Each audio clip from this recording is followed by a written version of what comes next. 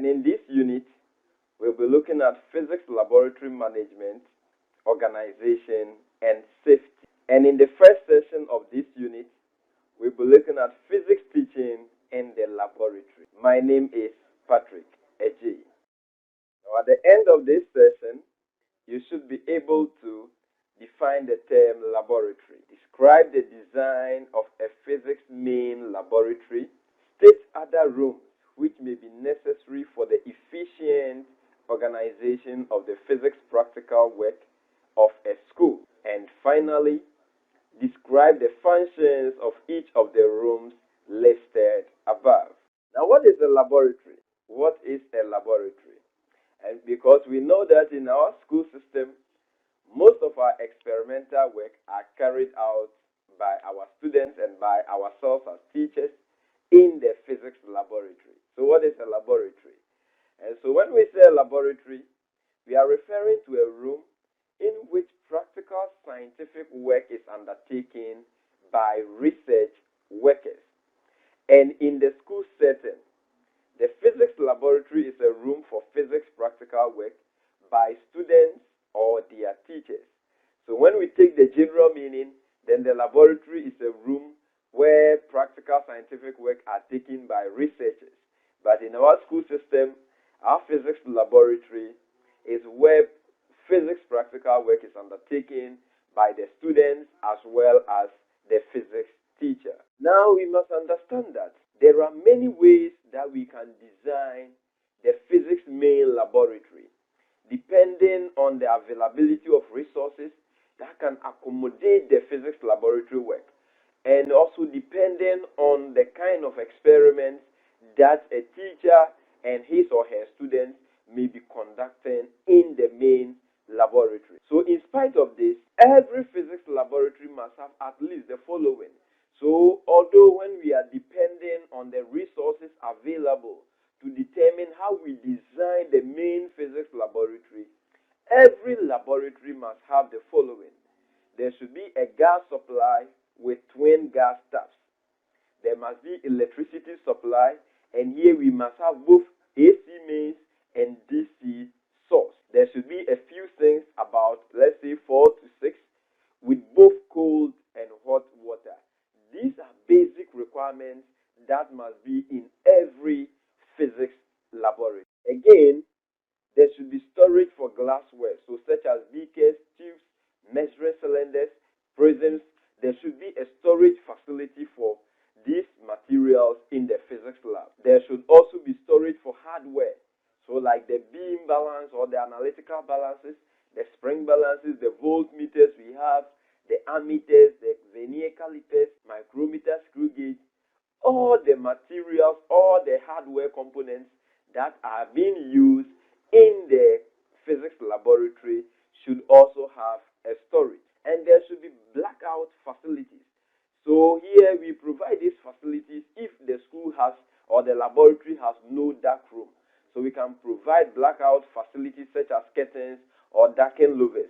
Note that there are some experiments that will require that the room should be dark. So like for instance, when you are doing light experiments, you will need a dark room in order to have a clear view of whatever thing you want to observe. So if maybe in your school you don't have such a separate room for that, then we must have blackout facilities so we can darken our louvers so that when we want to do such experiments, once we close the louvers, then we get the situation that we would have gotten in a dark room. Now let us look at the types of rooms that we have in the physics laboratory. So we have the preparation room, and the preparation room is used for the following purposes: assembling apparatus to be used in the main physics laboratory or classroom. So it is in this room that you, the teacher, you assemble the apparatus. So after you assembling, you now take it to the benches for your learners to use. This should also be the room where apparatus will be kept. So apparatus that are not frequently used, we keep them. And there are some apparatus too, they are being fixed or fitted for specific experiments. We can just keep them there. Some apparatus too are being fixed, however, they are not, the purpose for which they are being fixed for is not complete. So we can keep those materials in the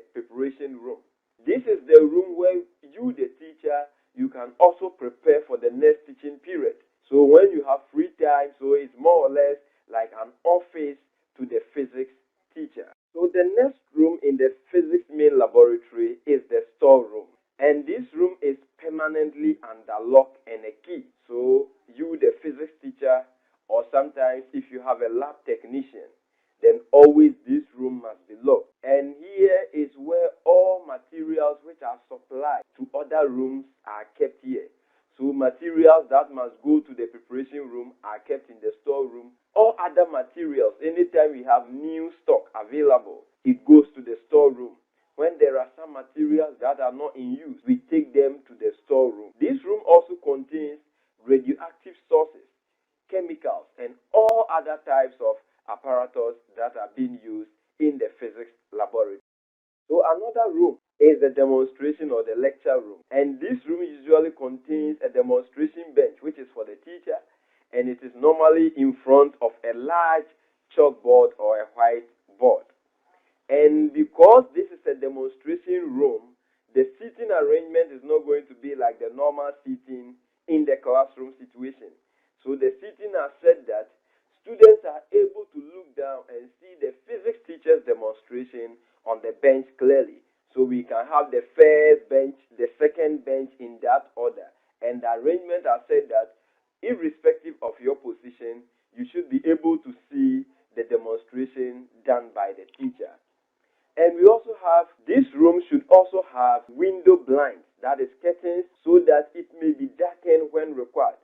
So there is a demonstration and you require that the room should be darkened so that your learners can have a clear view of what you are demonstrating to them. So we must ensure we have these window blinds or we have darkened our louvers so that we can just close the louvers to provide us with such an environment. And in the absence of window blinds, the louver blades can be darkened. And it may also contain a projection apparatus with a screen. So you can have your projector, and a projector screen will be there so that sometimes you can just project some of the things to your learners. And the last room we'll be looking at is the dark room. And a dark room is permanently darkened, but it is well ventilated and provided with the following items. There are shelves in this room. We have sink. We have the dark room light and electricity supply socket. And this room is for the use of special physical instruments. So like spectrometers, which are normally for optics experiments. So we should have this room. And its purpose is said that when we want to perform experiments that we require a complete dark room, then we go there. But you realize that in our senior high school situation, you may not get all these rooms. You are not going to get the main physics lab. Sometimes you get the preparation room, but you are not going to get a demonstration room. The dark room may also not be provided. And storage rooms normally under our benches, they provide storage facilities under the benches. So you are not going to see these separate rooms in our senior high school setting. But this should be how our laboratories should look like. So students, in this session, we have explained the meaning of the term laboratory. And we have seen that apart from the main physics laboratory, you can also have other auxiliary rooms for effective physics experimental work in your school. As we bring this session to an end, let us have a take-home. So which of the rooms may be used as an office by the physics teacher? And what is the purpose of the dark room attached to the physics laboratory? Students, I hope you enjoyed this session on the physics laboratory.